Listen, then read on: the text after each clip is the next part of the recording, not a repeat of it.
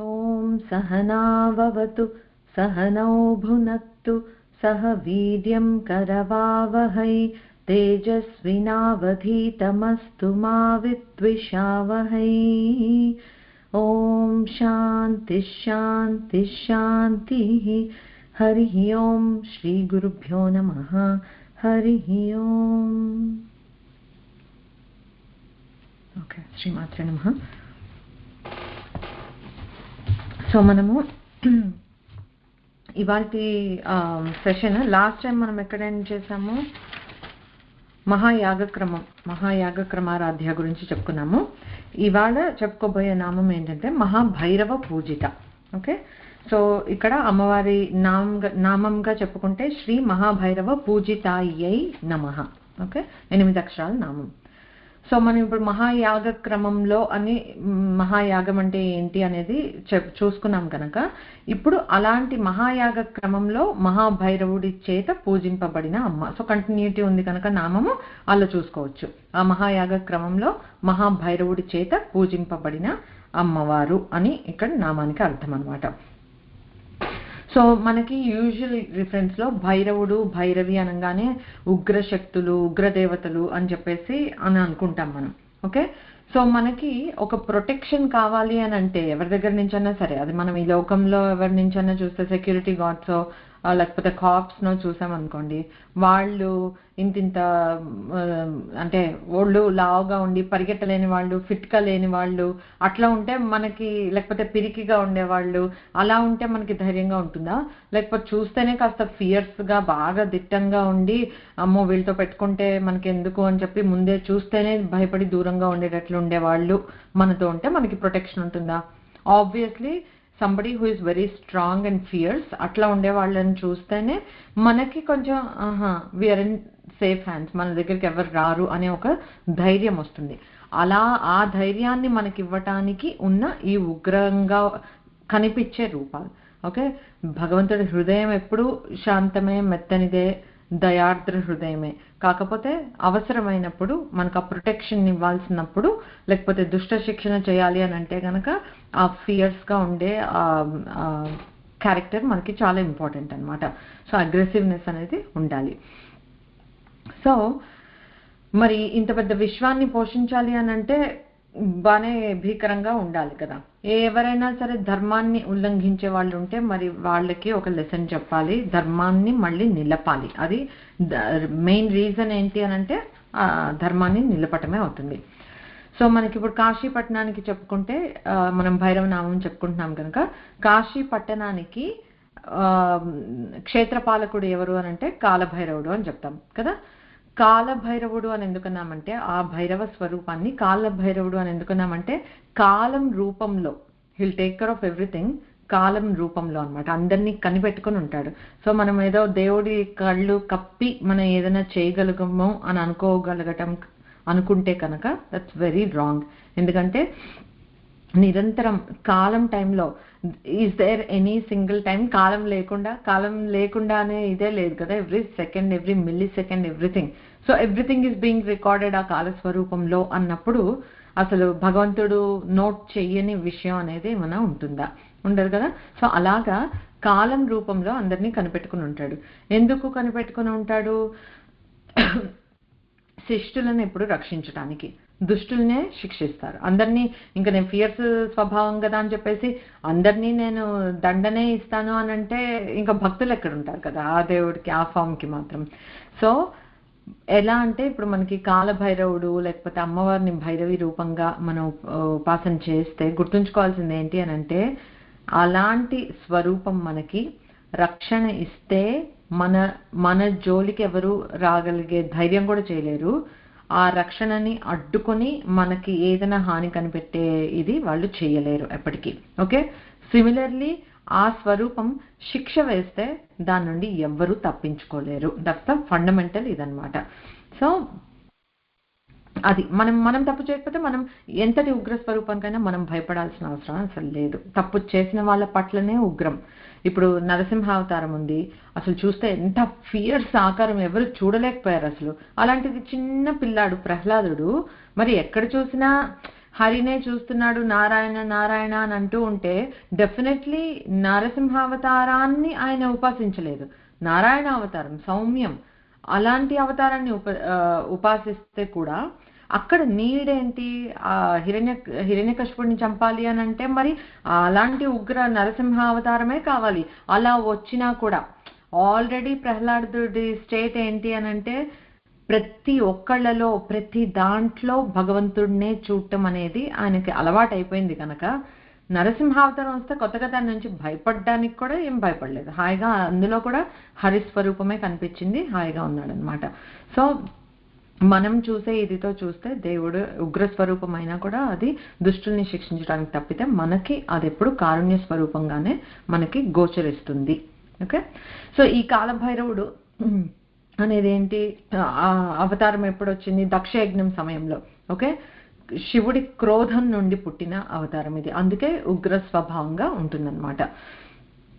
So యూజువల్గా మనం ఏదైనా పాపాలు చేస్తే నరకయాతన యమదండన వినే ఉంటాం కదా మనం, అవి ఫర్ ష్యూర్ ఉంటాయి. ఓకే, మనము అసలు పాపపు స్పర్శ లేని జీవితం గడిపామా, దట్ వీ కంప్లీట్లీ స్కిప్ నరకం అనేది we all know that's not maybe always true, right?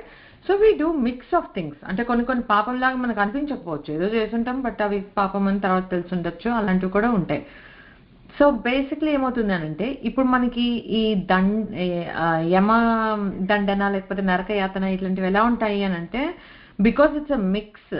మన మనుష్య జన్మ అనేది నువ్వు నరకయాతన అనుభవిస్తావు, మళ్ళీ ఆ స్వర్గానికి వెళ్తే స్వర్గ సుఖాలు అనుభవించి చివరికి మళ్ళీ you have to come back. ఎందుకంటే మనం అలా రెపిటేటివ్ సైకిల్లో పడి కొట్టుకుంటున్నాం కనుక ప్యూర్లీ నెగిటివ్స్ ప్యూర్లీ పాజిటివ్స్ అవే ఉండటం అనేది కష్టం మనుష్య జన్మ ఎత్తిన తర్వాత. అందులోనూ మనం పుట్టుకతోటి రియలైజేషన్ ఉంటే మేబీ బాగా జాగ్రత్తగా బ్రతికి తెలిసి తెలియక కూడా ఏ పాపాలు చేయకుండా ఉంటే అది వేరే తీరు. But many of us are not like that, so we undergo some things unknowingly also which will bind us in that life and death cycle. So అలాంటి ఆ యాతన ఎలా ఉంటుంది, అలా అనుభవిస్తాం, ఎన్ని జన్మలకి అనుభవిస్తూ ఉంటే కొన్నేమో నరకంలో అనుభవిస్తాం, కొన్నేమో ఇక్కడ పుట్టి అనుభవిస్తాం, రైట్?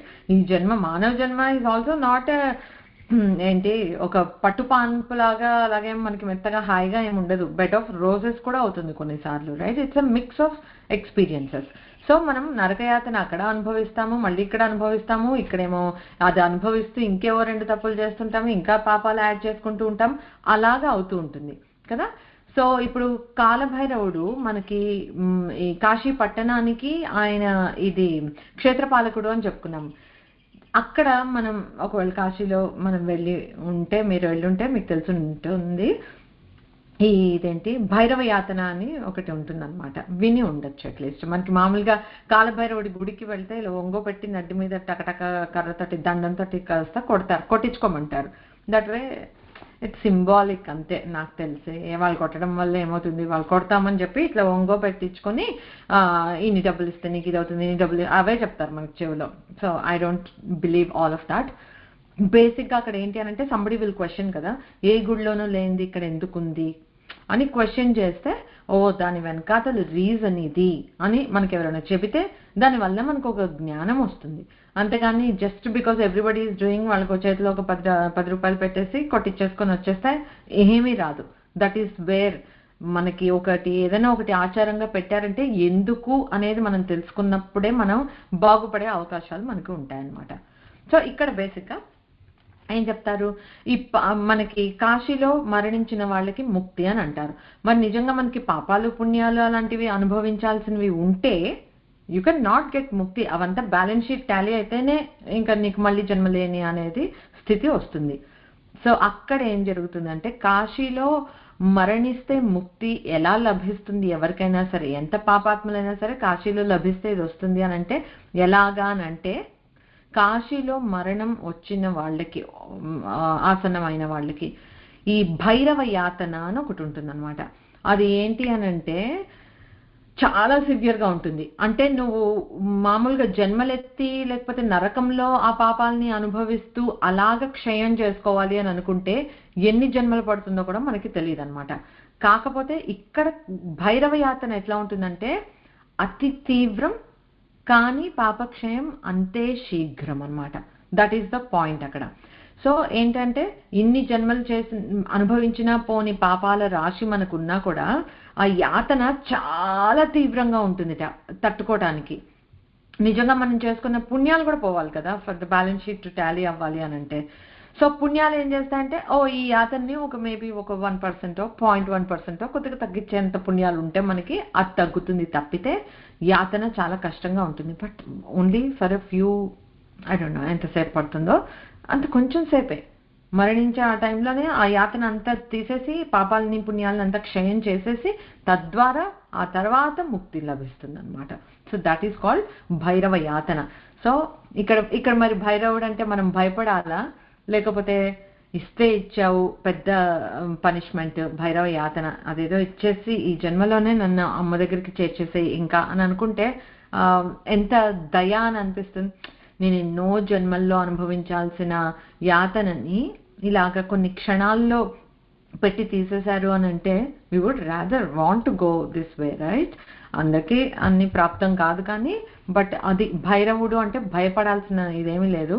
చక్కగా హాయిగా దయతోటి మన పాపాలన్నింటినీ క్షయం చేస్తాడనమాట. క్షణాల్లో మొత్తం ఎంత పెద్ద పాపరాశి అయినా సరే క్షణాల్లో దగ్ధం అయి తీరుతుందనమాట. అది. సో అప్పుడు అవన్నీ క్షయమయ్యాక అప్పుడు విశ్వేశ్వరుడు తారక మంత్రాన్ని ఉపదేశిస్తాడు, ఇంకా మోక్షం అయిపోతుంది. So that is what it happens. అందుకే మనం కాశికాపురాధినాథ కాలభైరవం భజే అని పెడతాం కదా. కాశికాపురానికి ఆయన క్షేత్రపాలకుడు, అధిపతి. సో అక్కడ ఆయన మాట చెల్లుతుంది. ఆయనలో చేస్తేనే కాశీలోకి ఎంటర్ అవ్వనిస్తారు, లేకపోతే లేదు. సో ఎప్పుడైనా సరే ఏం చెప్తారంటే కాశీకి వెళ్ళాలి, సంకల్పం కూడా చాలా మంచిది.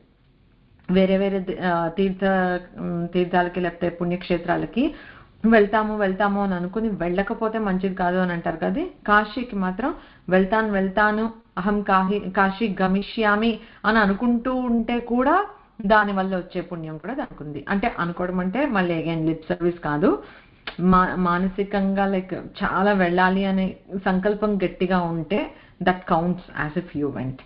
సో అంత ప్యూర్ ఇంటెన్షన్ మీదే అంతా ఉంటుందన్నమాట మనకి. ఓకే, సో అది భైరవ యాతన అంటే. ఇక్కడ భైరవ అంటే ఇంకొక మీనింగ్ చూద్దాం. భరత్వ రవణత్వ వమనత్వాత్ భైరవ, అదొక డెఫినిషన్. భరత్వం అంటే భరించటం, పోషించటం అంటే స్థితికర్త.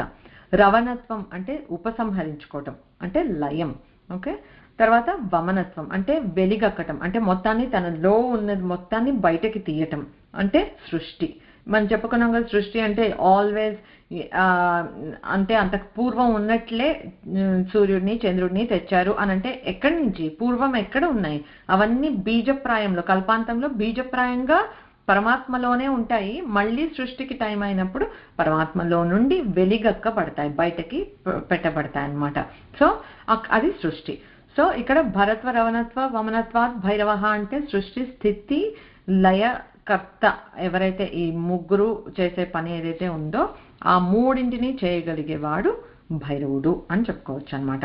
సో అలాంటి ఇప్పుడు మహాభైరవుడు ఆయన చేత ఆరాధింపబడుతోంది. ఎందుకంటే మనం చెప్పుకున్నాం లాస్ట్ క్లాస్లో చిదగ్నికుండ సంభూత. అప్పుడు పరశంభు చిదగ్నికుండం నుండి అమ్మవారిని సృష్టించటానికి ఆయన ఆరాధించి అమ్మవారిని రప్పించారు కదా.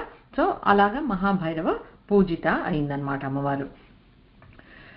ఈ మహాభైరవుడి నుంచి 8 అష్టభైరవులని విని ఉంటారు. అష్టభైరవులు ఆయన నుండి అవతారం తీసుకున్నారనమాట. ఆ 8 మంది ఏం చేస్తారంటే 8 దిక్కుల్లో ఉండి ఈ విశ్వాన్ని మొత్తాన్ని ప్రొటెక్ట్ చేస్తూ ఉంటారు. ఇందాక చెప్పుకున్నట్లు ప్రొటెక్ట్ చేసే వాళ్ళే ఫియర్స్ గా ఉండాలి, అగ్రెసివ్ గా ఉండాలి, స్ట్రాంగ్ గా ఉండాలి, పవర్ఫుల్ గా ఉండాలి. And that is what exactly Bhairava స్వరూపం ఈస్ అన్నమాట. అలా రక్షించే అష్టభైరవులకి అష్టమాతృకలు అని చెప్పుకుంటాం కదా.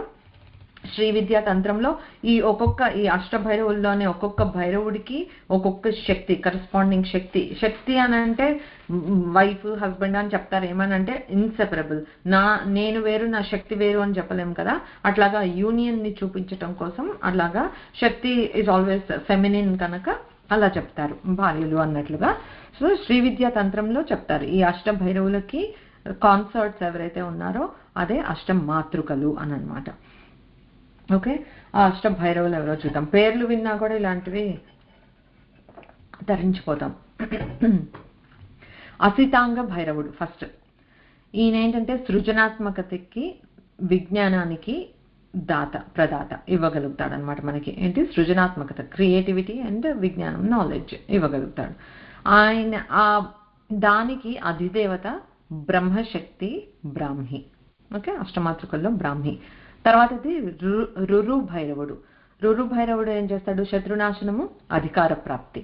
ఓకే, ప్రతి భైరవుడికి లేకపోతే ఈ భైరవ శక్తికి ఒక అధిదేవత. ఆ శక్తి పేరేంటో చూస్తే అధిదేవత ఎవరు? శివశక్తి. ఇక్కడ ఈ భైరవుడికి ఉన్న శక్తి శివశక్తి. అంటే దానికి సంబంధించిన శక్తి స్వరూపం ఎవరు? మాతృక ఎవరు? మాత ఎవరు అని అంటే మాహేశ్వరి. ఓకే, సో బ్రహ్మశక్తి బ్రాహ్మి చూసాము, శివశక్తి మాహేశ్వరి రురు భైరవుడికి. తర్వాత చండ భైరవుడు. ఈ చండ భైరవుడు అనే స్వరూపం మనకి ఆత్మవిశ్వాసాన్ని, ధైర్యాన్ని ప్రసాదిస్తాడనమాట.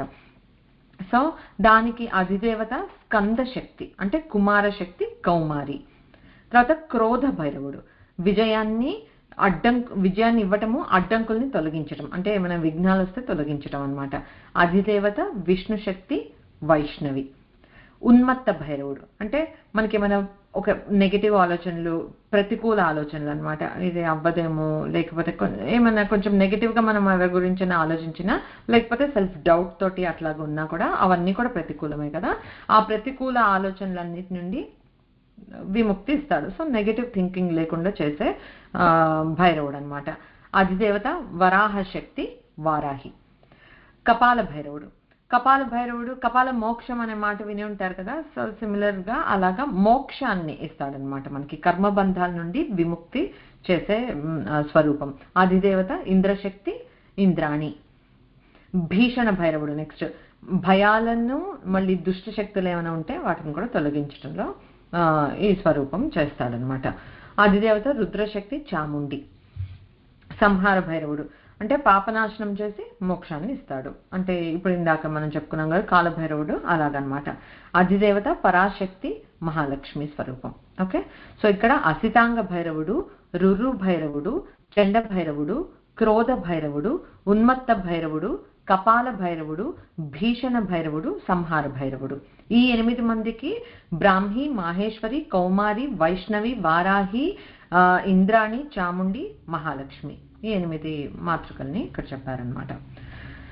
ఇప్పుడు ఆలోచిస్తే ఇంతమంది ఇప్పుడు భైరవ అవతారాలు, ఏ భైరవుడు ఏ స్వరూపంలో ఏ విధంగా మనకి అనుగ్రహిస్తాడు అనేది మనం తెలుసుకున్నాం కదా. ఇప్పుడు ఇందులో నాకు ఇది కావాలి ఇది వద్దు అని ఏమన్నా ఉందా? లైక్ సే ఫర్ ఎగ్జాంపుల్ ఎవరైనా ఇప్పుడు నేను శత్రునాశనం నాకు కావాలి అని అనుకున్నారనుకో, రురు భైరవుడి ఆరాధన చేస్తున్నారని అనుకుందాం. అంటే వాళ్ళకి సృజనాత్మకత, విజ్ఞానము, ఆత్మవిశ్వాసము, ధైర్యం ఇవేం అక్కర్లేదా? కాదు కదా. సో అలాగా మనకు అన్నీ కావాలి, ఏదో ఒకటి మనకు సరిపోదు. సో ఏ భైరవ రూపాన్ని మనం ఇప్పుడు ఆశ్రయించాలి, లేకపోతే ఏ మాతృమూర్తి స్వరూపాన్ని మనం ఆరాధించాలి, అలాంటివన్నీ పెద్ద ఆలోచనలు పెట్టుకోకుండా ఈ అష్టభైరవులకి మూలమైన మహాభైరవుడే అమ్మవారిని ఆరాధిస్తున్నాడని అంటే మనం సింపుల్ గా అమ్మనొక్కదాన్ని ఆరాధిస్తే we don't even have to worry about it, right? వీళ్ళందరూ కూడా అమ్మనే ఆరాధిస్తున్నప్పుడు ఇంకా మనం వేరే సోర్స్ ని పట్టుకోవాల్సిన అవసరం ఉందా? So that is something that we can keep in mind. ఒక్క అమ్మ పాదాలు పట్టుకుంటే చాలు, ఇవన్నీ నమ్మి నేను అమ్మ పాదాలు పట్టుకుంటే చాలు, నేను నిజంగా నాకు అసలు ఇంకొక దేవతా స్వరూపంలో ఇంకేదో అనుగ్రహము, లేకపోతే నేను ఇప్పుడు దీనికి ఇచ్చేస్తాను, చదువుకి సరస్వతీదేవికి చేస్తాను, లక్ష్మీదేవికి పూజ చేస్తాను, అన్నెసెసరీ. ముగ్గురమ్మల మూలపుటమ్మ, సర్వశక్తి సమన్విత అమ్మవారు. ఇంకా సో దట్ ఈస్ సంథింగ్. మనం అలాగా ఏ దేవుణ్ణి పట్టుకున్నా, ఏ దేవతా స్వరూపం, మనకి షణ్మతాలు అని స్థాపించే వేదాల్లో చెప్పబడే దేవతా స్వరూపాలు ఏవి పట్టుకున్నా కూడా అంతే, ఒక్కటే చాలు స్వరూపం. సర్వదేవతా సమన్వితమైన రూపంగా మనం చూసి అర్థం చేసుకుని అజ్ఞానంతో పట్టుకుంటే చాలు. ఓకే, సో అది. ఇప్పుడు ఈ 8 మనము ఐ థింక్ లాస్ట్ సెషన్లో చెప్పుకున్నాము, 64 మంది యోగిని శక్తులు ఉంటారు అని చెప్పుకున్నాం మనం. ఆ 64 మంది ఉంటే ఇప్పుడు మనము ఒక్కొక్క దిక్కున 8 మంది ఈ అష్ట భైరవులు అన్నాం కదా. ఈ అష్ట భైరవుల నుంచి ప్రతి భైరవుడి స్వరూపం నుండి ఇంకొక అష్ట భైరవులు వచ్చారు. అదంతా లైక్ మేబీ చతుషష్ఠి యోగిని దగ్గరకు వచ్చినప్పుడు చెప్పుకుందాము. బట్ అలా చూస్తే 64 మంది భైరవులు, వారికి ఉన్న శక్తులు 64 మంది యోగిని దేవతలు అని కూడా చెప్తారు. సో మొత్తం విశ్వాన్ని రక్షించడానికి శ్రీచక్రంలో డిఫరెంట్ ప్లేసెస్ లో ఒక 64 మంది భైరవులు ఉన్నారు అని కూడా చెప్తారనమాట. అనదర్ మీనింగ్ ఫర్ భైరవుడు ఏంటి అంటే భీరుత్యాజతి ఇది భైరవ. భీరత్వం అంటే మనలో ఉండే భయం, ఆ భయాన్ని దూరం చేసేవాడు. అసలు ఆలోచిస్తే మనకి అది కదా, ఆ భయం అని అంటే ఏంటి, మళ్ళీ వేదాంతిక్ టర్మ్స్ లో చూస్తే అజ్ఞానమే భయం, అజ్ఞానం అవిద్య వల్లనే భయం. అదే అజ్ఞానం అన్నా అవిద్య అన్నా భయం అన్నా అంతా ఒకటే. సో దాన్ని దూరం చేసేవాడు మనకి కాలభైరవుడు అన్నమాట. సో అట్లాంటి మహాభైరవుడు శంభుం పూజయతే దేవీం మంత్రశక్తిమయీం శుభాం అక్షమాలాం కరే ధృత్వా న్యాసే నైవ భవోద్భవ. అంటే అలాంటి మహాభైరవుడు కూడా మంత్రశక్తి మయం అమ్మవారు, రైట్? 3 కూటములతోటి అమ్మ మంత్రశక్తికి ఒక స్వరూపాన్ని ఆకారాన్ని దాలిస్తే అది అమ్మవారు. అలాంటి మంత్రశక్తి మయి అయిన అమ్మవారు సర్వ శుభాం అంటే సర్వ శుభాలని ఇచ్చే అమ్మవారు అక్షమాలాం కరే ధృత్వ, అక్షమాలని చేతిలో పట్టుకొని మనం చెప్పుకున్నాం అంటే మాతృకా వర్ణమాల అది పట్టుకొని న్యాసేనైవ భవోద్భవ. అట్లాంటి అమ్మవారిని ఆరాధిస్తున్నాడు ఎవరు? శంభుం పూజయితే, శంభు అలా ఆరాధన చేస్తున్నాడు. అందుకని అమ్మవారు మహాభైరవ పూజిత అయిందనమాట.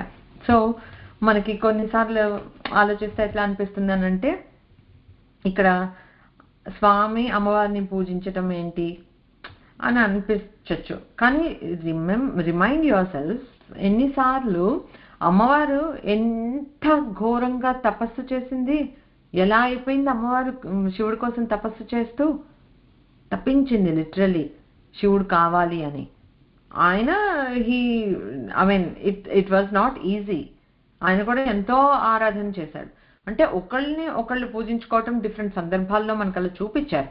వాట్ దట్ మీన్స్ ఈజ్, ఇప్పుడు ఇక్కడ ఏదో మహాభైరవ పూజిత అన్నాం కనుక అమ్మవారే గొప్ప అయ్యవారి కన్నా అట్లాంటి మీనింగ్స్ ఏమి కాదు.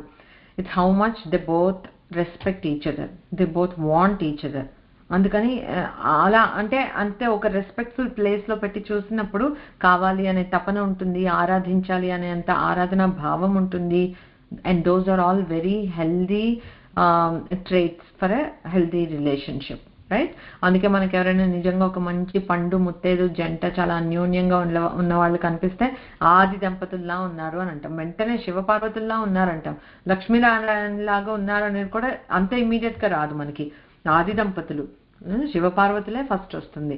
అలా ఉంటారు. ఎందుకు అని అంటే దే హ్యావ్ షోన్ ఎన్నో ఎన్నో ఎన్నో సందర్భాలలో ఒకళ్ళ కోసం ఒకళ్ళు ఎంత తప్పిస్తారు, ఒకళ్ళ కోసం ఒకళ్ళు ఎంత దూరం వెళ్తారు, ఆ ప్రేమ ఏంటి, ఆ రెస్పెక్ట్ ఏంటి అని. సో ఇక్కడ మహాభైరవ పూజిత అంటే కూడా అది మనం గుర్తుపెట్టుకొని అలా స్వామి ఒక గురు రూపంలో మనకి అమ్మని ఆరాధించాలి, మీ బ్రతుకులు బాగుపడాలంటే అని శివాయ గురువైన మనకి ఇచ్చిన ఉపదేశంగా భావించి ఆయన చేసి చూపించారనమాట. రాముడు ఎలా అయితే ధర్మాన్ని ఫాలో అయ్యి మనకి చూపించాడో అలాగా శివుడు ఇక్కడ అమ్మవారిని అర్చించాడు అని అంటే ఆయన అర్చించి ఒక గురువుగా setting an example for all of us to follow అనమాట. సో అది మహాభైరవ పూజిత నామం. తర్వాత నామము మహేశ్వర మహాకల్ప మహాతాండవ సాక్షిని. ఇది మొత్తం ఒకటే లైన్, ఎక్కడ బ్రేక్ లేదు. 16 అక్షరాల నామము. శ్రీ మహేశ్వర మహాకల్ప మహాతాండవ సాక్షిన్యై నమః నామంగా చెప్పుకుంటే మనం ఎనీ మూమెంట్, ఒక గమనం, ఒక గతి ఉంది అని అంటే దానికి ఒక లయ అనేది ఉంటుంది. ఓకే, లయ అని అంటే ఏంటి? ఒక రిథం, ఒక టెంపో, ఒక పర్ఫెక్ట్ ఒక లయం ఉంది, శృతి లయలు అని అంటారు కదా, ఒక టెంపోలో వెళ్తోంది అనే ఒక పేస్లో అలా వెళ్తోంది అని చెప్పుకుంటాం. అలాగా నిత్యం లయం అనేది జరుగుతూనే ఉంటుంది. మనకు తెలుసు కదా, ఇప్పుడు నేను మాట్లాడి కళ్ళు మూసి కళ్ళు తెరిచే లోపల ఎన్నో మైక్రో ఆర్గానిజమ్స్ ఆ ఫ్లిప్ ఆఫ్ ఐలిడ్స్ లో అయిపోయి ఉంటుంది. మాట్లాడుతూ ఉంటే ఎన్నో మైక్రో ఆర్గానిజమ్స్ పోతున్నాయి. అలాగే ఇవన్నీ మనకి తెలియకుండా పోతున్నాయి. మనలాంటి వాళ్ళం జీవులము అని అంటే కొన్ని ఏళ్ళు బ్రతికి లైఫ్ స్పాన్ మారుతుంది తప్పితే మనం కూడా ఎప్పుడొకో వెళ్ళిపోయే వాళ్ళమే, రైట్? సో అలాగా ఉండేటప్పుడు ఆ లయం అనేది ఇట్స్ కాన్స్టెంట్లీ హ్యాపెనింగ్. అసలు maybe there isn't a single second where ఈ లయం జరగకుండా అనేది ఒక క్షణంలో ఎన్నో వంతో కూడా అసలు లేనే లేదు. ఓకే, సో అది చాలా చిన్న టెంపో అని అనుకోవచ్చు. ఎప్పుడైతే అంటే మనం ఫీల్ అవ్వలేనంత మైన్యూట్గా ఉంది అని అనుకోవచ్చు. సో దాన్ని మనం ఎలా అనుకోవచ్చు అంటే శివుడి ఆనంద తాండవం అని అనుకోవచ్చు. అంటే హ్యాపీ డ్యాన్స్ అని అంటే నీకేమీ ఇలా షేక్ అయిపోవట్లేదు, ఊగిపోవట్లేదు, యూఆర్ ఎంజాయింగ్ ఇట్. ఆ లయం ఏదో జరుగుతోంది but you still are enjoying అనమాట. సో అలాగా ఒక లీలగా ఒక సృష్టి స్థితి లయం జరిగిపోతూనే ఉంటుంది. బట్ బాగానే ఉన్నట్టు అంత స్టేటస్ కో బాగానే ఉంది. ఏజ్ అయిపోతే పోతూ ఉంటారు, లైక్ అలాంటివన్నీ మనకు వచ్చేసి అలా అనిపించవచ్చు. ఓకే, కానీ కానీ కాదు. చిదంబరంలో విని ఉంటే మీరు చిత్ సభ అని చేస్తారు కదా, అక్కడ ఇప్పటికీ కూడా శివుడు ప్రతిరోజు ప్రదోష కాలంలో తాండవం చేస్తారు అని చెప్పి వ్యాఘ్రపాదుడి కోసము పతంజలి కోసం అంటే భక్తుల కోసం చూడండి, వాళ్ళ కోసం ఆ ప్రదేశంలో ఎవ్రీ ప్రదోషంలో చేసి తీరుతారనమాట. అవి ఆనంద తాండవం. అప్పుడు చూడటానికి ఎక్కడెక్కడి నుంచి దేవతలు కూడా కైలాసంలో చేస్తే అక్కడికి వెళ్తారు. ఇక్కడ చిదంబరంకి కూడా వచ్చి అందరూ చూసి వెళ్తారు ఆ టైంకి శివుడి తాండవం, ఎవరు మిస్ అవ్వరు. సో ఓకే, సో అది ఆనంద తాండవం. ఆ ఆనంద తాండవం చేసేటప్పుడు you have so many audience, people coming from different planes.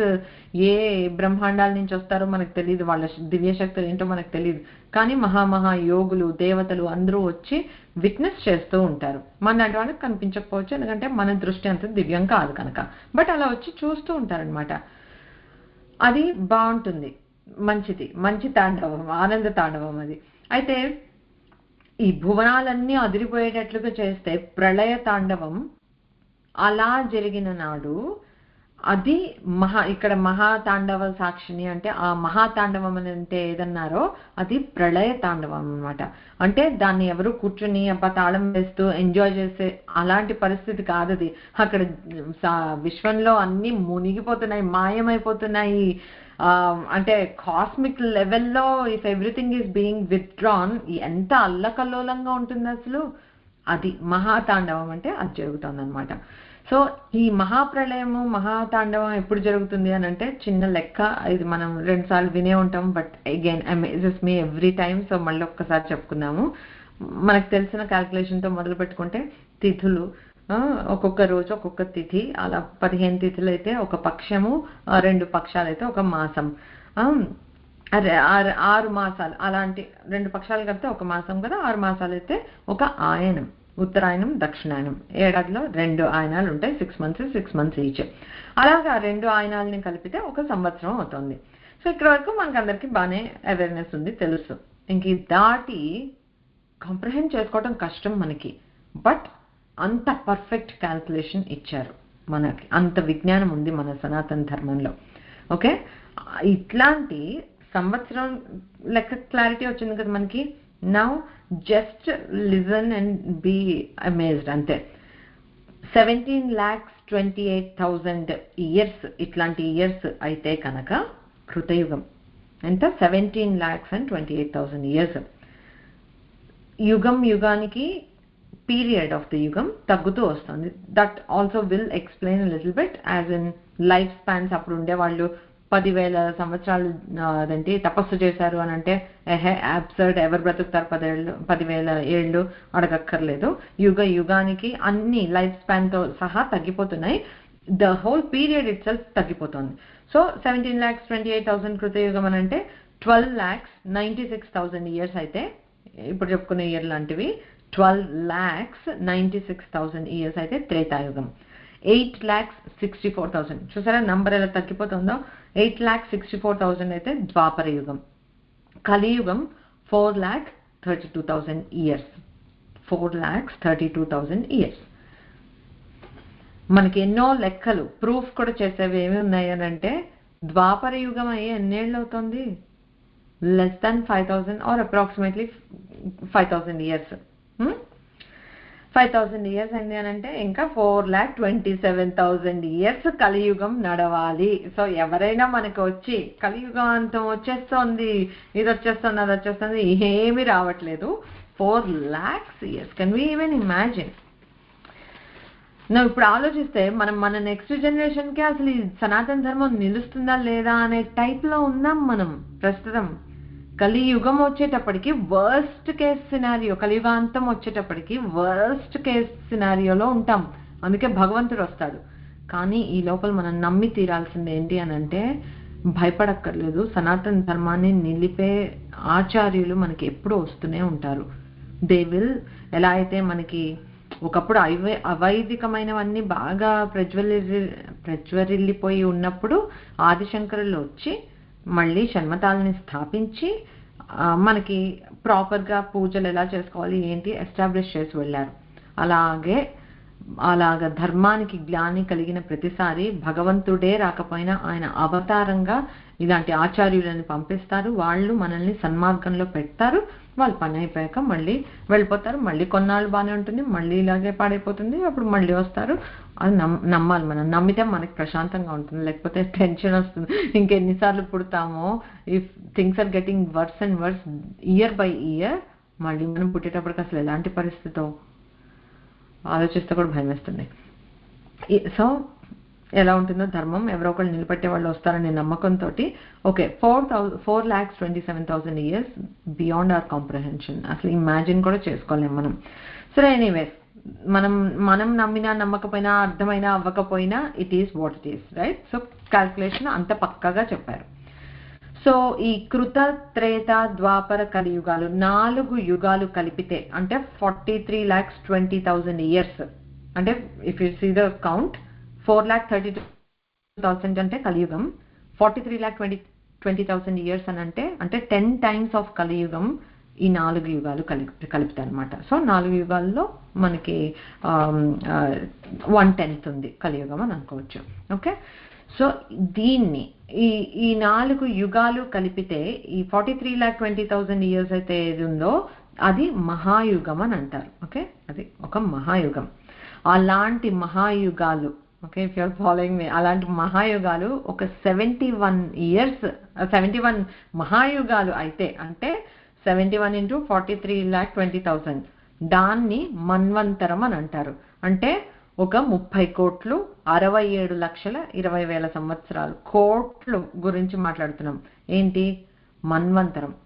Are 306,720,000 years అనమాట. సో ఇది ఎందుకు చెప్తా అంటే, మనకి దేవి మహాత్మ్యంలో సావర్ణి అనే మనువుగా సురథుడు అనే రాజు ఎలా వరాన్ని పొందాడు. అమ్మవారి ఇది చూస్తే మనం వాంఛాసమధికం అని మనకి సౌందర్యలహరిలో చెప్తారు కదా. సో అక్కడ సురథుడు పూజ చేసింది for a very definitive reason, purpose ఉంది. ఏంటి అని అంటే, నాకు కోల్పోయిన రాజ్యాన్ని నేను పొందాలి. ఆయన అంతకు మించి అడగలేదు, నాకు కానిదేదో నాకు కావాలి అని అడగలేదు, నేను ఇదేంటి ప్రపంచాన్ని మొత్తం ఏలాలి అని అడగలేదు, అసలు ఏమీ అడగలేదు. నా రాజ్యం నాకు వస్తే ఈ జన్మ ఉన్నంత వరకు నేను రాజ్యపాలన చేసుకుంటాను. That's what he asked for. కాకపోతే మనం ఎప్పుడైతే చిత్తశుద్ధితోటి అమ్మవారిని ఆశ్రయించి ద బెస్ట్ వీ కెన్ ఆ విధంగా మనం ఆరాధన చేస్తే అమ్మవారికి, అండ్ మనం కోరే కోరిక ధర్మపరమైందైతే, ఇప్పుడు ఆయన రాజ్యం గురించి అడిగాడు, సో హీ సెల్ఫిష్ అని అనుకోండి, మనం అలా కేటగరైజ్ చేయాల్సిన అవసరం లేదు. ఒక రాజుగా ఆయన ధర్మం ఏంటి అని అంటే, నా ఒంట్లో ప్రాణం ఉన్నంత వరకు నేను నా రాజ్యాన్ని కాపాడాలి, నా ప్రజలందరికీ నేను రెస్పాన్సిబుల్. సో ఆయన ఒక ధర్మం మీద అడిగారు and he did his best. And అమ్మని బ్లైండ్గా ఆశ్రయించి, బ్లైండ్గా చక్కగా జ్ఞానంతో కళ్ళు విప్పార్చుకొని మనసు విప్పార్చుకొని హాయిగా అమ్మని ఆశ్రయించారు కనుక అమ్మవారి ప్రత్యక్షమై ఏం వరం ఇచ్చింది? నువ్వు ఈ జన్మలో నీకు ఇదే ప్రారంభం, రైట్? ప్రారంభం మీన్స్ ఇట్ ఆల్రెడీ ఏంటి గురి చూసి వదిలిన బాణం లాంటిది. So it's ప్రీడెస్టిన్డ్. సో ఈ జన్మలో నీకు తిరిగి రాజ్యం వస్తుంది, చక్కగా రాజ్యపాలన చేస్తావు. So will be happy. But ఈ పూజకి చేసిన దానికంతా అమ్మ మెచ్చి కరుణతో ఇచ్చేది ఏంటి అనంటే నువ్వు ఒక మనువు అవుతావు, అంటే మన్వంతరాన్ని వెళ్తావు. అంటే ఎన్నాళ్ళు నీ చెప్పుకున్నా ఇప్పుడు 306,720,000 ఇయర్స్, అన్ని ఏళ్ళు ఈ ప్రపంచాన్ని పాలిస్తావు. What did he ask for, what did he get? అది వాంఛా సమధికం అంటే అమ్మ అనుగ్రహిస్తే అలా ఉంటుంది. సో సమాధి మనకు తెలుసు, ఆయన ఏమో జస్ట్ మోక్షం కావాలి అని అడిగారు. అది కూడా నువ్వు చేయి, కంటిన్యూ చేస్తూ ఉండు పూజ, నీకు ఎప్పుడు ప్రాప్తమో అప్పుడు తప్పకుండా లభిస్తుంది అని చెప్పింది అమ్మ. ఇంకా హాయిగా చక్కగా నమ్ముకుని చేసుకున్నారు. బట్ అట్లాగా అమ్మని ఆరాధించటం వల్ల ఎలాగా కలుగుతుంది అని అంటే అలాగా మన్వంతరాలకి. ఓకే, సో మనము ఈ విశ్వాన్ని పాలించేంతటి మనువుగా చేసేయగలిగింది అని అంటే మనం ఎందుకు అసలు తుచ్చమైన కోరికలు ఎందుకు కోరుకోవాలి అసలు అమ్మవారిని? తల్లి, what ever is good for me, make sure that happens. అంతే, నువ్వు అమ్మ మనకి ఏది కరెక్టో అది ఇస్తుంది, యథాయోగ్యం తథాకురు, ఎప్పుడైనా సరే అలా అనుకుని వదిలేయాలి. Anyways, going back to our count, మన్వంతరాలు అంటే చూసాం 306 million plus years. Okay, so ఇప్పుడు అలాంటి మన్వంతరాలు 14 మన్వంతరాలు అయితే అప్పుడు ఒక కల్పం అంటారు దాన్ని.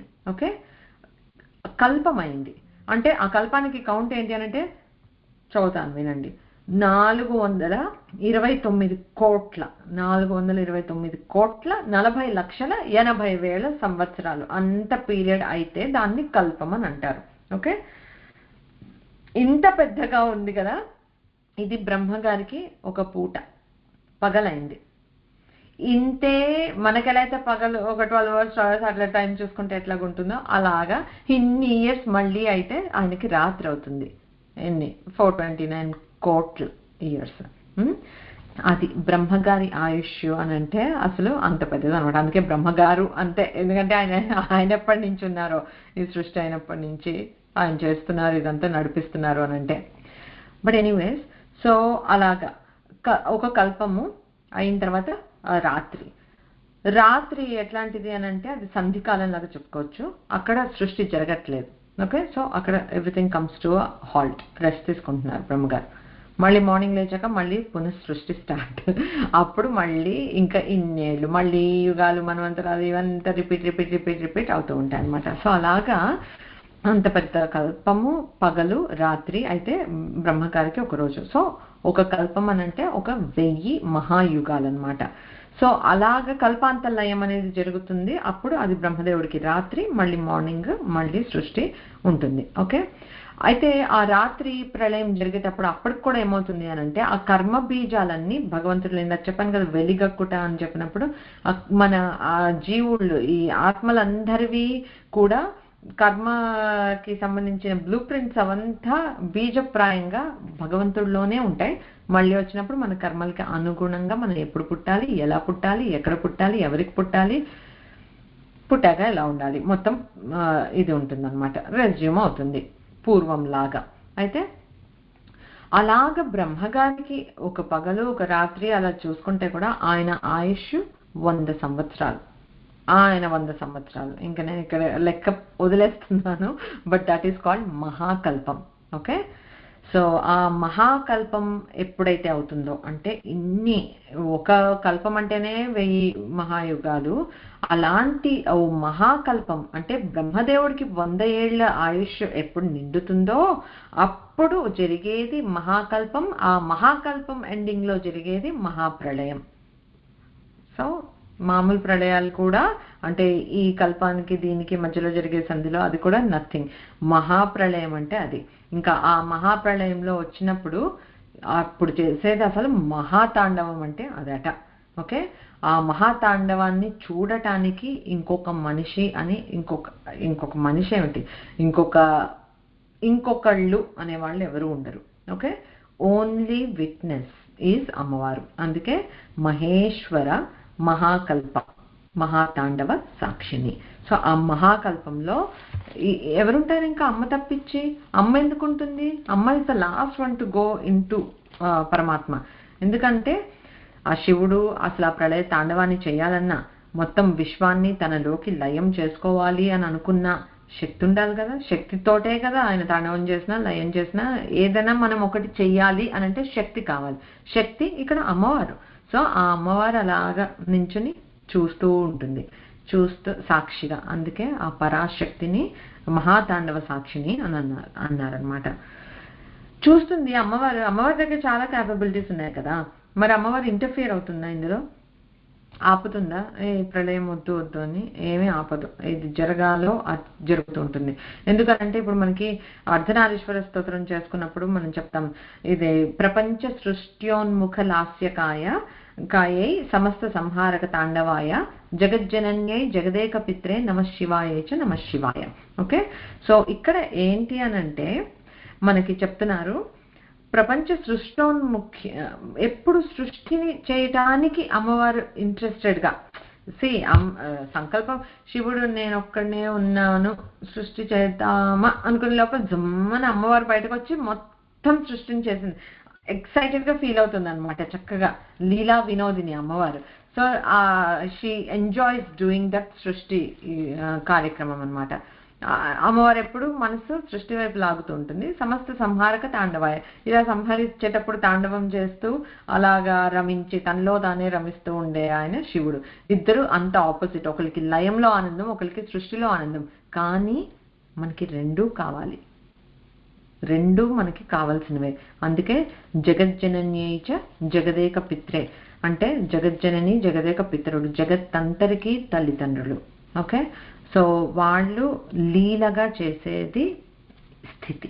ఓకే, ఒకప్పుడు అది ఒకప్పుడు ఇది, ఈ రెండింటిని బ్యాలెన్స్ చేస్తూ మెయింటైన్ చేస్తూ ఉంటారు కదా ఇద్దరు కలిసి, దాన్ని స్థితి. సో ఒకళ్ళు సృష్టి ఒకళ్ళు సంహారం అనేవి మెయిన్గా తీసుకున్న ఇద్దరూ కలిసి చేసేది స్థితి అన్నమాట. అందుకే మనకి జగతః పితరౌ వందే పార్వతీ పరమేశ్వరో అని అంటారు. ఈ జగత్తు మొత్తానికి తల్లిదండ్రులు, మనకి మన తల్లిదండ్రులకి వాళ్ళ తల్లిదండ్రులకి అందరికీ కూడా తల్లిదండ్రులు అన్నమాట. కల్పోపసంహరణ కల్పిత తాండవస్య దేవస్య ఖండపరశోః పరభైరవస్య పాశాంకుశైక్షవ శరాసన పుష్పబాణ సాక్షిణీ విజయతే తవ మూర్తి రేఖ. ఇక్కడ ఏం చెప్తున్నారు? కల్పోపసంహరణ కల్పిత తాండవస్య, ఈ కల్పాన్ని మొత్తం అయిపోయిన తర్వాత ఈ ఉపసంహరించుకునేటప్పుడు చేసే, అంటే కల్పాంత లయంలో చేస్తున్న తాండవం ఏదైతే ఉందో చాలా ఉగ్రంగా చేస్తున్నట్టు శివుడు. చేసేటప్పుడు గొడ్డల్ని ఆయుధంగా ధరించి సాక్షాత్తు పరభైరవ స్వరూపుడు, దేవస్య ఖండ పరశోహో పరభైరవస్య, పరశుని చేతిలో ధరించి ఆ తాండవం ఉగ్రంగా తాండవం చేస్తున్న పరశంభు పరభైరవుడు అని చెప్పారు ఇక్కడ. అలా చేస్తూ ఉంటే అమ్మవారు పాశము అంకుశము చెరుకు విల్లు పుష్పబాణాలు ధరించి, అంటే లలిత అమ్మవారి అవతారం. లలిత అమ్మవారు అంటేనే అంత లలితంగా మృదువుగా అంత సౌమ్యంగా అంత దయతో ఉండే అవతారం. అలా చక్కగా కూర్చొని చూస్తోంది అమ్మవారు. అది వాళ్ళిద్దరిలో ఉండే ఆ డ్యూయాలిటీ, మళ్ళీ ఆ యూనియన్, అది తెలిస్తే మనకు అసలు సృష్టి అంటే ఏంటో మొత్తం అసలు అంతా అర్థమైపోతుంది. బట్ అలాగా ఆయన అలా ప్రళయ తాండవం చేస్తూ ఉంటే భీకరంగా అంత చిరునవ్వుతో చక్కగా కూర్చొని అమ్మ చూస్తూ ఉందట. అమ్మ అక్కడ భీకరంగా కాళీ రూపంలో, అయ్యవారు ఏ రూపం ఎత్తితే దానికి కరెస్పాండింగ్ గా అమ్మ రూపం ఎత్తి ఇద్దరు ఒకటే పని చేయొచ్చు. కానీ ఇక్కడ అలా కాదు, వి నీడ్ ఇది బ్యాలెన్స్ అనమాట. సో అంత సంహారం జరుగుతున్నా కూడా చక్కగా ప్రసన్నంగా కూర్చుని ఉంది అమ్మవారు. సో ఎందుకు అనంటే అమ్మవారికి తెలుసు దీని తర్వాత మళ్ళీ సృష్టి వస్తుంది, అప్పుడు నా టర్న్ వస్తుంది, అప్పటి వరకు అన్ని చక్కగా బీజప్రాయంగా దాస్తాను అని చెప్పి, అది కూడా అమ్మవారికి ఆటే అనమాట.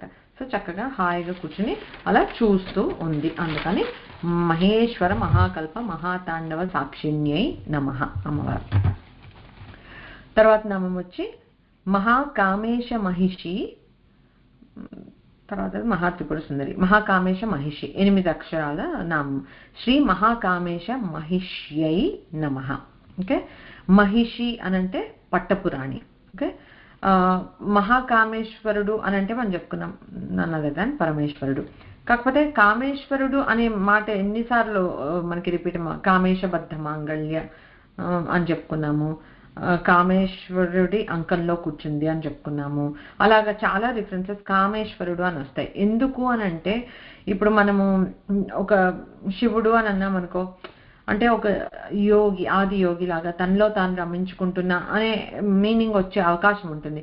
కామేశ్వరుడు అని అంటే ఎప్పుడు కామముతో కూడిన శివుడు అని అర్థం అనమాట. అందుకని ఆ నేమ్ని అట్లా ప్రయోగిస్తారు. సో కామము అంటే కోరిక, అవి కలిగించేవాడు తీర్చేవాడు కూడా కామేశ్వరుడే, బట్ కామం కలిగి ఉంటాడనమాట.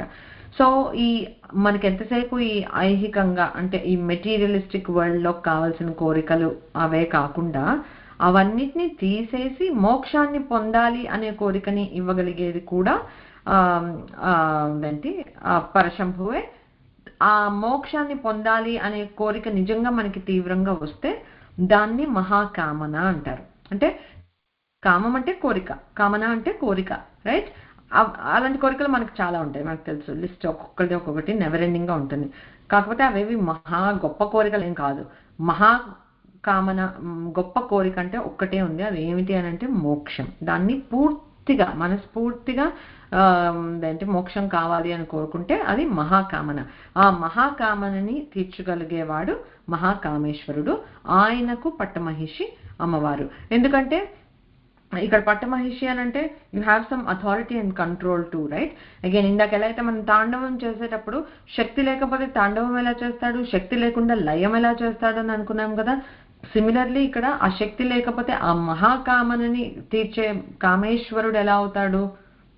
మామూలు కోరికలు తీర్చినప్పుడు కామేశ్వరుడు, ఈ మహాకామనని కూడా తీర్చగలుగుతాడు కనుక మహాకామేశ్వరుడు. ఏ శక్తితో కూడుకుని చేస్తున్నాడో ఆయన మహాకామేశ్వరుడి యొక్క మహిషి, అది అమ్మవారు. అదొక ఇదన్నమాట. సో అండ్ మనము మల్టిపుల్ టైమ్స్ చెప్పుకున్నాము, మనోన్మణి నామం దగ్గర చెప్పుకున్నాము. ఈ సృష్టి చేయాలి అనే కోరికతో కూడి ఉన్న కామేశ్వరుడు అని చెప్పుకున్నాం కదా. అలాంటి స్టేట్ లో ఉన్నప్పుడు ఆ సృష్టి చేయాలనే సంకల్పం ఏదైతే కలిగిందో శివుడికి, అది ఆయనకే కలిగిన మహాకామం అన్నమాట. మహాకామన అంటే మనలాంటి వాళ్ళకంటే మోక్షం. మరి శివుడి లాంటి మహాకామేశ్వరుడికే ఒక మహా కోరిక కలిగింది ఏమిటి అని అంటే సృష్టి చేయాలి అనే సంకల్పం కలగటం, అది మహాకామం అన్నమాట. ఎందుకంటే ఆ సంకల్పం కలిగింది కనుకే అమ్మ ఆయన నుండి వెలువడి వచ్చి ఈ సృష్టి మొత్తాన్ని జరిపింది. అంటే శివుడి సంకల్ప శక్తి ఏదైతే ఉందో అదే అమ్మవారు, అదే పట్టమహిషి అన్నమాట. సో ఆ సంకల్పం చేశాడు, మొత్తం అయ్యింది. ఎందుకంటే ఇచ్చా జ్ఞాన క్రియాశక్తులుగా అమ్మవారే బయటకు వచ్చింది కనుక. సో మనము ఆ సృష్టి కార్యాన్ని చేసే సంకల్పం ఏదైతే ఉందో అది రూపుదాలిస్తే అదే అమ్మవారు. అందుకే తన్మే మన శివ సంకల్పమస్తు అంటే అదే అన్నమాట. సో అలాగా అది ఆ నామం అలా జపం చేసుకుంటూ ఉంటే ఆ దీంతో మనకి కలిగే సంకల్పాలు కూడా మహాకామం, ఎప్పటికైనా ట్రూగా మోక్షం కావాలి అనే మహాకామం కలిగే అవకాశం ఉంటుంది కనుక ఈ నామంతో మనం ఉపాసన చేస్తే మనకు వచ్చేది అదనమాట. సో ఇంకొక విధంగా ఎలా చెప్పుకోవచ్చు అంటే పట్టమహిషి అంటే లైక్ ఐ సెడ్ ఒక అథారిటీ, ఒక కంట్రోల్ ఉంది నాకు వీళ్ళ మీద, అప్పుడే నేను పట్టమహిషిని అవుతాను అన్నాడు. అంటే పట్టం కట్టినట్లే ఒక అధికారం ఉంది మనకి అని. అలాగా ఎంత అధికారం లేకపోతే చొరవగా వెళ్ళి అమ్మవారు శివ కామేశ్వర అంకస్థ శివ స్వాధీన వల్లభ అని అంటే ఆయన అంకం మీద కూర్చుని హాయిగా స్థిరంగా మంచిగా స్వతంత్రంగా కూర్చుని శివ స్వాధీన వల్లభుడైన శివుడిని తన స్వాధీనంలో పెట్టుకుంది అమ్మవారు అని అంటే మరి ఆబ్వియస్ గా ఆవిడ పట్టమహిషి కాకపోతే ఇంకేమవుతుంది. సో ఆ విధంగా కూడా ఇంకొక మీనింగ్ చూడొచ్చు అనమాట. సో శ్రీ మహాకామేశ మహిష్యై నమః. నెక్స్ట్ నామం వచ్చి మహాత్రిపుర సుందరి. ఇది 8 అక్షరాల నామము. శ్రీ మహాత్రిపుర సుందరియై నమః నామంగా. సో ఇక్కడ మహా అంటే గొప్ప, చాలా గొప్ప, అతి గొప్ప అని అనుకున్నాం కదా. అలా చాలా గొప్ప అయిన త్రిపురాలకి, 3 పురాలకి అమ్మ ఇదేంటి సుందరి. అందరిలోకి అన్ని లోకాలలోకి త్రిపురాలలోకి ఉన్న సుందరి అమ్మవారు అనేది చెప్తున్నారు. సో ఇక్కడ త్రిపుర అంటే పురాలు మాత్రమే అని కాకుండా మనకి శ్రీ విద్యా కాన్సెప్ట్ లో త్రిపుటి అనేది చాలా బాగా వాడతారు. అది మనకి ఒక్కసారి కాన్సెప్ట్ అది బాగానే అర్థమైపోతే కనుక you will start to see it in everything everywhere. ఎప్పుడైతే ఆ త్రిపుటి ఏకమైపోతుందో అదే అద్వైతం అన్నమాట. But you can see the త్రిపుటి ఇన్ ఎవ్రీ సింగిల్ థింగ్. నేను కొన్ని ఎగ్జాంపుల్స్ చెప్తాను సో దట్ మనము కొంచెం అవేర్గా ఉంటాం నెక్స్ట్ టైం నుంచి, అర్థమవుతుంది మనకి అట్లీస్ట్. సో మనకి శ్రీ విద్యలో ఏమి ఇది చెప్తారు అని అంటే, విశ్వంలో ప్రతిదీ త్రిపుటిని ఆశ్రయించే ఉంటుంది అని అంటున్నారు. త్రిపుటి అని అంటే ఏంటి, నేను ఇప్పుడు జోక్ చేస్తే సింపుల్గా 3 things పుట్ టుగెదర్, అది త్రిపుటి అన్నట్లు. సో ఆ త్రిపుటి ఉంటాయి మనకు కనిపించేటప్పుడు, మనం చూసేటప్పుడు మన దృష్టికి త్రిపుటి 3 విడివిడిగా ఉన్నట్లు కనిపిస్తాయి.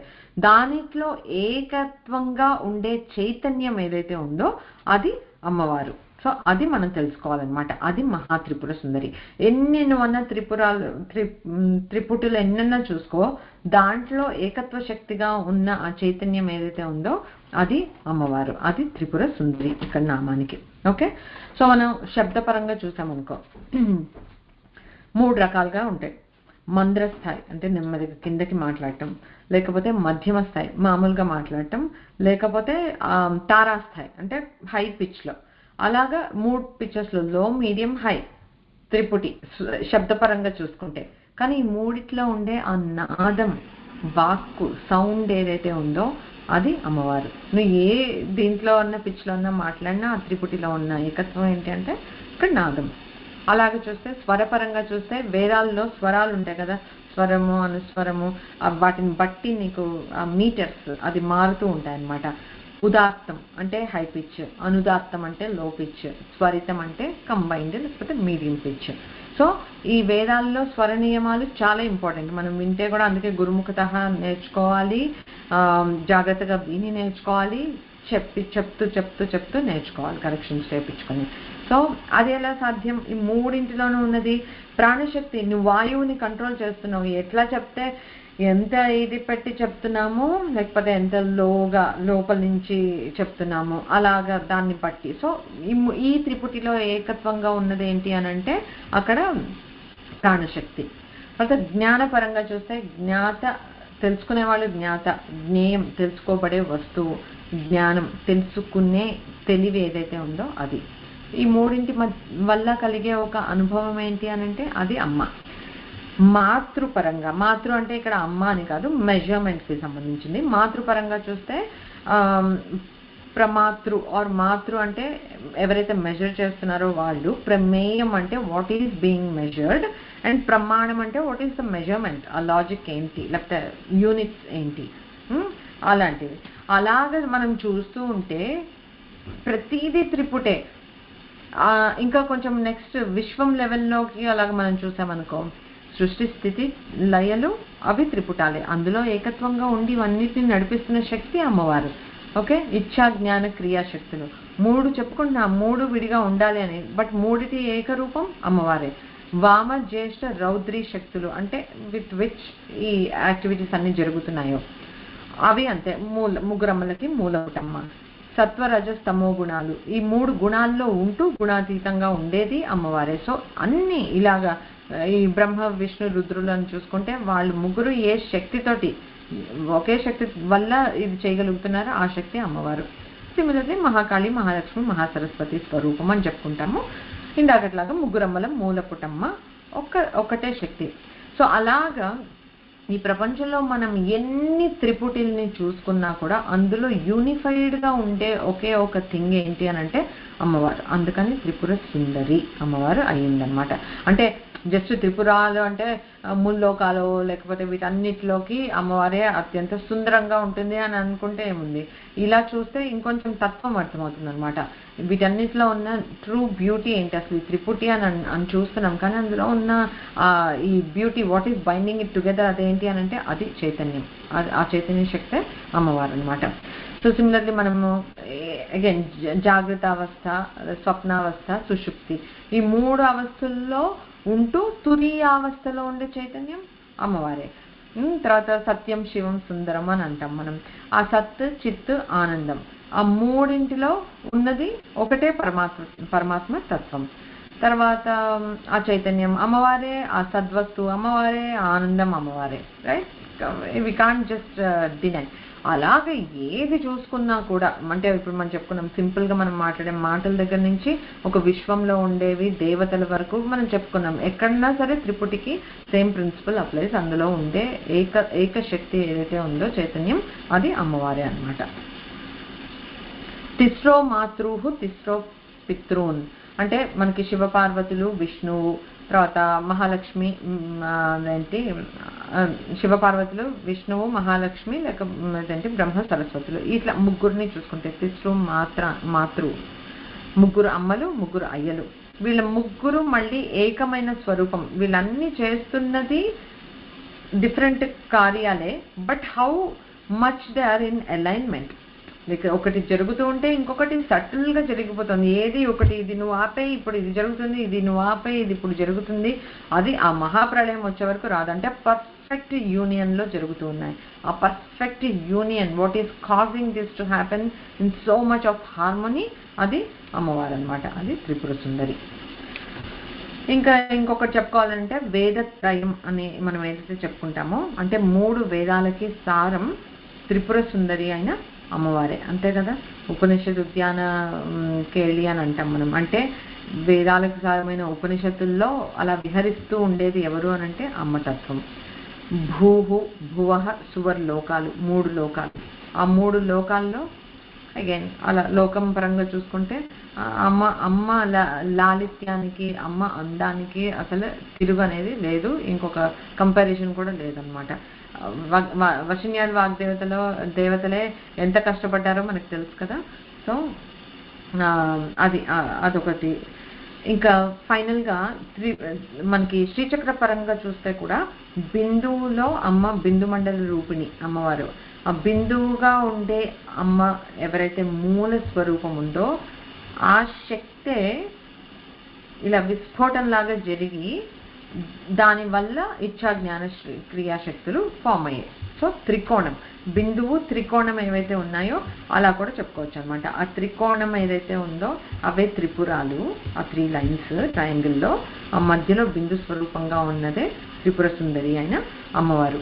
అందుకే మనం అలా చూసుకుంటే మూలంలో అమ్మవారు ఉంది అని అనుకుంటే ఈ 3 డాట్స్ దగ్గర మనం వజ్రేశ్వరి, మహాకామేశ్వరి, మహావజ్రేశ్వరి, మహాభగమాలిని, ఈ 3 అమ్మవార్ల స్వరూపంకి ఏకమైన మూల రూపం బిందు రూపంలో ఉంటుంది. అది లలిత త్రిపుర సుందరి. సో ఎప్పుడైనా సరే త్రిపుటి ఏకత్వమే, ఏకత్వంలో ఉండే ఆ చైతన్యం ఏదైతే ఉందో అదే అమ్మవారు, అదే లలిత త్రిపుర సుందరి. ఒక 5 minutes కానీ అలా ఎండ్ క్లాస్ ఇక్కడ. ఎందుకంటే ఇప్పుడు మొదలు పెట్టానంటే చతుషష్ఠి ఉపచారాల గురించి చెప్పాలి అని అనుకుంటున్నా. 64 ఉపచారాలు ఎంత ఫాస్ట్గా రష్ చేసినా మళ్ళీ కొద్దిగా హడావుడి అవుతుందేమో. సో హాయిగా అది నెక్స్ట్ సెషన్లో తెలుసుకుందాం. So I will conclude the class here. ఓం పూర్ణమదః పూర్ణమిదం పూర్ణాత్ పూర్ణముదచ్యతే పూర్ణస్య పూర్ణమాదాయ పూర్ణమేవావశిష్యతే. ఓం శాంతి శాంతి శాంతి. హరి ఓం. శ్రీ గురుభ్యో నమః. హరి ఓం.